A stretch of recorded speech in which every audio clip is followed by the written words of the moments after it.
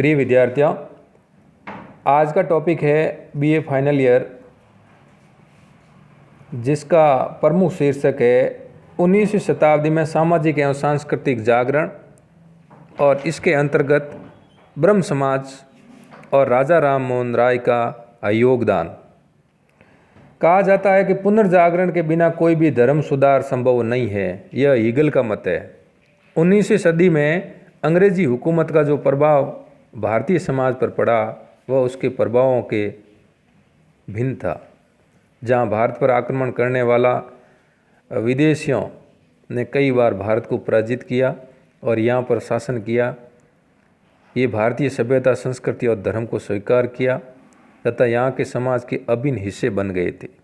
वहीं अंग्रेज आक्रांता अपनी सभ्यता और संस्कृति को भारतीयों पर थोपने में कामयाब हुए। 18वीं शताब्दी के यूरोप में जागरण युग की शुरुआत हुई। तर्कवाद और अन्वेषण की भावना से तत्कालीन यूरोपीय समाज को प्रगति का पथ दिखाया, जिस पर चलकर यूरोप सभ्यता का अग्रणी महाद्वीप बन गया। दूसरी ओर भारत अपने अंधविश्वास तथा कुरीतियों के कारण एक निश्चल, निष्प्राण तथा गिरते हुए समाज का चित्र प्रस्तुत कर रहा था। इसी समय बंगाल में अंग्रेजी शिक्षा प्राप्त कुछ ऐसे बंगाली युवकों का पदार्पण हुआ जिन्होंने हिंदू धर्म और संस्कृति में विद्यमान बुराइयों एवं अंधविश्वास के प्रति घृणा का प्रदर्शन किया। बंगाली बुद्धिजीवियों में राजा राम मोहन राय और उनके अनुयायी ऐसे पहले बुद्धिवादी थे जिन्होंने पाश्चात्य यानी अंग्रेजी शिक्षा का अध्ययन करते हुए उसके बुद्धिवादी एवं प्रजातांत्रिक सिद्धांतों, धारणाओं, भावनाओं को आत्मसात किया। आधुनिक भारतीय राष्ट्रवाद के इतिहास में इस बुद्धिजीवी वर्ग की निर्णायक भूमिका रही। इसने भारतीय समाज को पर्याप्त सीमा तक आधुनिक राष्ट्र के रूप में विकसित किया। प्रगतिशील बुद्धिजीवियों को ही भारत में राष्ट्रीय चेतना के पथ प्रदर्शक तथा आधुनिक भारत का निर्माता माना जाता है। इस प्रकार कहा जाता है कि राजा राम मोहन राय ने अंग्रेजी शिक्षा ग्रहण करते हुए भी अंग्रेजों को वापस पुरजोर प्रतिरोध किया, जवाब दिया और भारतीय संस्कृति को उन्नत अवस्था में पहुंचाया। अब है राजा राम मोहन राय और ब्रह्म समाज और इनकी जीवनी। राजा राम मोहन राय प्रथम भारतीय थे जिन्होंने सबसे पहले भारतीय समाज में व्याप्त मध्ययुगीन बुराइयों के विरोध में भाग लिया। राजा राम मोहन राय वस्तुतः प्रजातंत्रवादी और मानवतावादी थे। उनके नवीन विचारों के कारण ही 19वीं शताब्दी के भारत में पुनर्जागरण का जन्म हुआ। इन्हें अतीत और भविष्य के मध्य सेतु, भारतीय राष्ट्रवाद का जनक, आधुनिक भारत का निर्माता और भारत में दैदीप्यमान नक्षत्र की संज्ञा दी गई है। राजा राम मोहन राय का जन्म 22 मई सन 1772 ईस्वी को बंगाल के हुगली जिले में राधाकांत नगर में हुआ। इनके पिता तत्कालीन बंगाल के नवाब के यहाँ नौकरी में थे, वहीं से उन्हें राय राया की उपाधि मिली थी।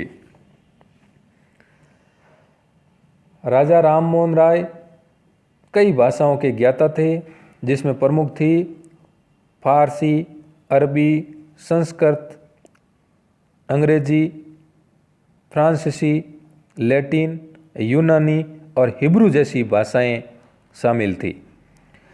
पटना तथा वाराणसी में शिक्षा प्राप्त करने के बाद राजा राम मोहन राय ने 1803 से 1814 ईस्वी तक ईस्ट इंडिया कंपनी में नौकरी की।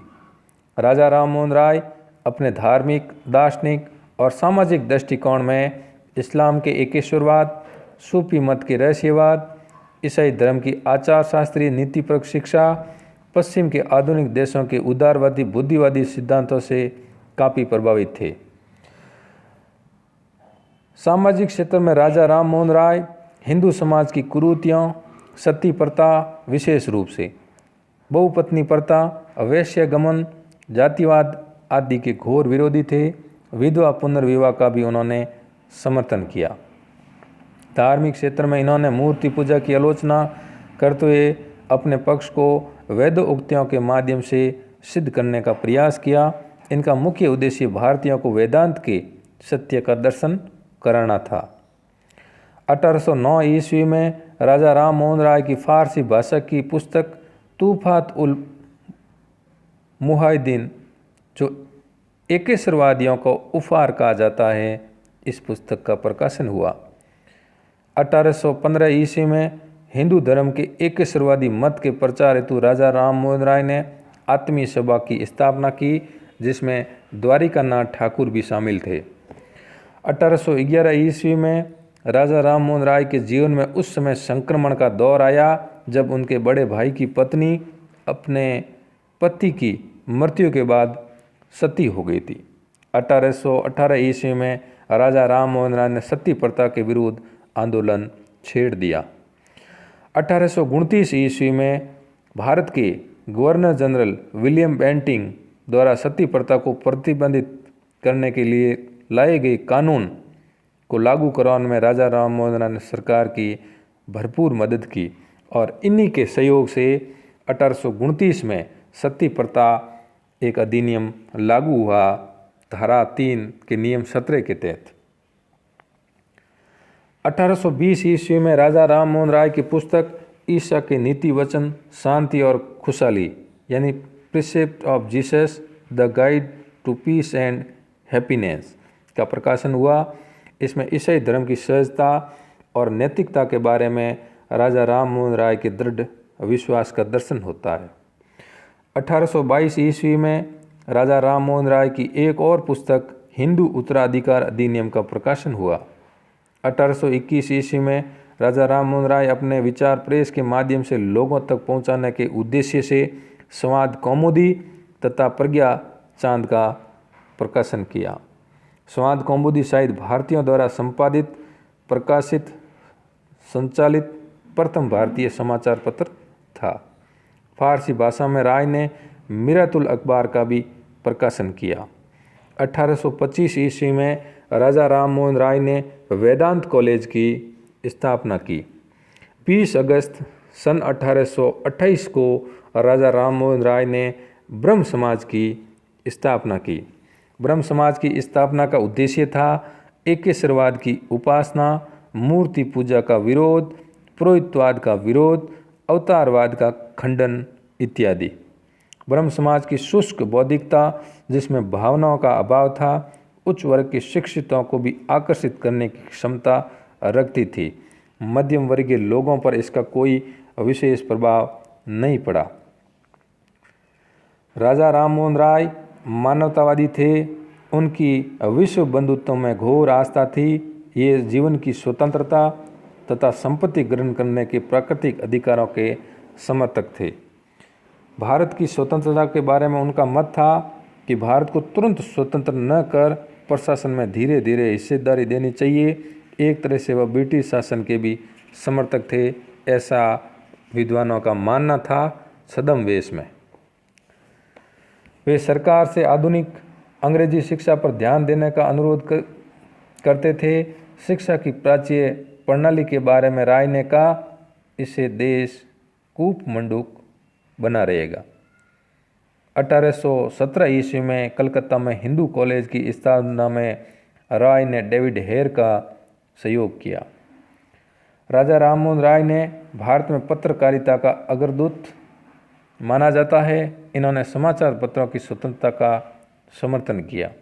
1830 ईस्वी में मुगल बादशाह अकबर द्वितीय ने राजा राम मोहन राय को राजा की उपाधि देकर अपने दूत के रूप में तत्कालीन ब्रिटिश सम्राट विलियम चतुर्थ के दरबार में भेजा। राय को इंग्लैंड में सम्राट से मुगल बादशाह को मिलने वाली पेंशन की मात्रा को बढ़ाने पर बातचीत करनी थी। यहीं पर ब्रिस्टल, लंदन में 27 सितंबर 1833 को राजा राम मोहन राय की मृत्यु हो गई। और आज भी कई प्रतियोगिता परीक्षाओं में सवाल पूछा जाता है कि राजा राम मोहन राय की समाधि कहाँ है, तो उनका समाधि स्थल है ब्रिस्टल, इंग्लैंड में। सुभाष चंद्र बोस ने राजा राम मोहन राय को युग दूत की उपाधि से सम्मानित किया था। राजा राम मोहन राय की मृत्यु के बाद ब्रह्म समाज की गतिविधियों का संचालन कुछ समय तक महर्षि द्वारिकानाथ टैगोर और पंडित रामचंद्र विद्यावागी इसके हाथों में रहा। महर्षि द्वारिकानाथ के साथ उनके पुत्र देवेंद्र नाथ टैगोर 1817 से 1905 के बीच में नेतृत्व में ब्रह्म समाज की गतिविधियां जारी रही। ब्रह्म समाज में शामिल होने से पहले देवेंद्र नाथ ने कलकत्ता के जोरासांकी में तत्वरंजनी सभा की स्थापना की। कालांतर में तत्वरंजनी तत्वबोधिनी सभा के रूप में अस्तित्व में आई। तत्वबोधिनी सभा के प्रमुख कार्यों में धर्म की खोज को प्रोत्साहित करना तथा उपनिषदों के ज्ञान का प्रचार प्रसार करना शामिल था।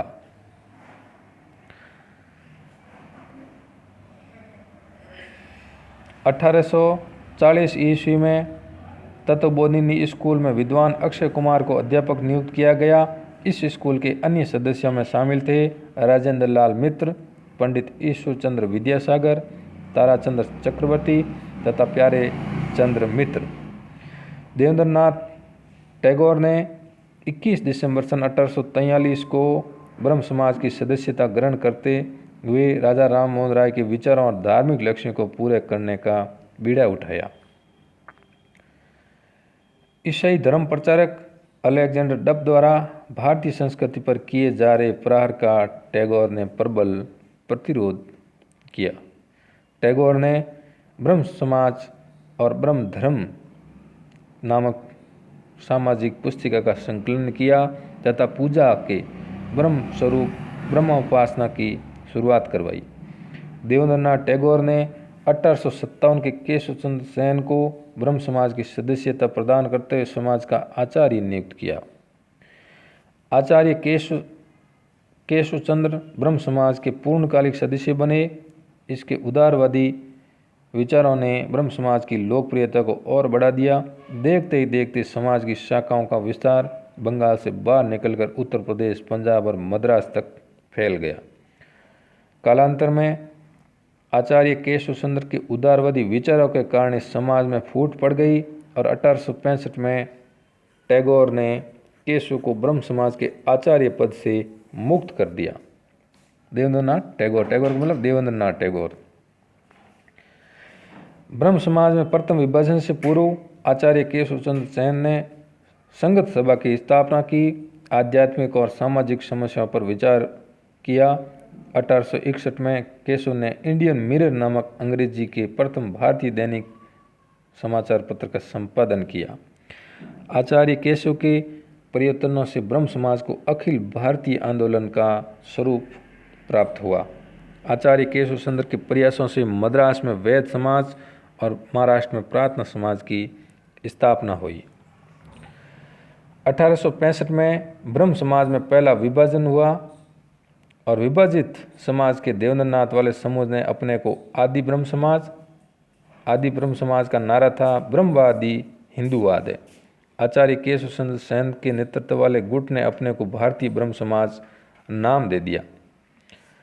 यानी देवेंद्र नाथ टैगोर थे वो आदि ब्रह्म समाज, केशव चंद्र से वो भारतीय ब्रह्म समाज के नाम से प्रसिद्ध हुए। 1872 ईस्वी में आचार्य केशव चंद्र सेन ने सरकार को ब्रह्म विवाह अधिनियम को कानूनी दर्जा दिलवाने हेतु तैयार कर लिया। आचार्य सेन ने पश्चिमी शिक्षा के प्रचार के लिए स्त्रियों के उद्धार, स्त्री शिक्षा आदि सामाजिक कार्यों के लिए इंडियन रिफॉर्म एसोसिएशन की स्थापना की। ब्रह्म समाज में दूसरा विभाजन सन 1873 में आचार्य केशव चंद्र सेन के कारण ही हुआ। आचार्य केशव चंद्र सेन ने ब्रह्म विवाह अधिनियम 1872 का उल्लंघन करते हुए अपनी अल्पायु पुत्री का विवाह कूच बिहार के राजा से 1878 में कर दिया और उसकी उम्र मात्र उनकी लड़की की आयु थी 13 वर्ष। वो ब्रह्म समाज में द्वितीय विघटन का कारण बना। 1878 में ब्रह्म समाज से अलग हुए गुट ने साधारण ब्रह्म समाज की स्थापना की, जिसका उद्देश्य था जाति प्रथा, मूर्ति पूजा का विरोध, नारी मुक्ति का समर्थन। साधारण ब्रह्म समाज की स्थापना आनंद मोहन बोस द्वारा बनाए गए ढांचे और सिद्धांत पर हुआ। साधारण ब्रह्म समाज के अग्रणी सदस्यों में शामिल थे शिवनाथ शास्त्री, विपिन चंद्र पाल, द्वारकानाथ गांगुली, आनंद मोहन बोस। जनसामान्य के कल्याण, नारी शिक्षा, अकाल रात कोष, अनाथालयों आदि की स्थापना की दिशा में साधारण ब्रह्म समाज प्रयासरत था। जनसाधारण को शिक्षित करने हेतु साधारण ब्रह्म समाज ने तत्व कौमुदी, संजीवनी, नवीय भारत ब्रह्म जनमत, इंडियन मैसेंजर, मॉडर्न रिव्यू जैसी पत्रिकाओं का प्रकाशन किया। इस प्रकार अगर हम राजा राममोहन राय और ब्रह्म समाज का आकलन करते हैं तो इन्हें आधुनिक भारतीय पुनर्जागरण का पिता कहा जाता है। तो इस प्रकार राजा राममोहन राय ने पहली बार भारत में धार्मिक और सामाजिक सुधार आंदोलन को शुरू किया।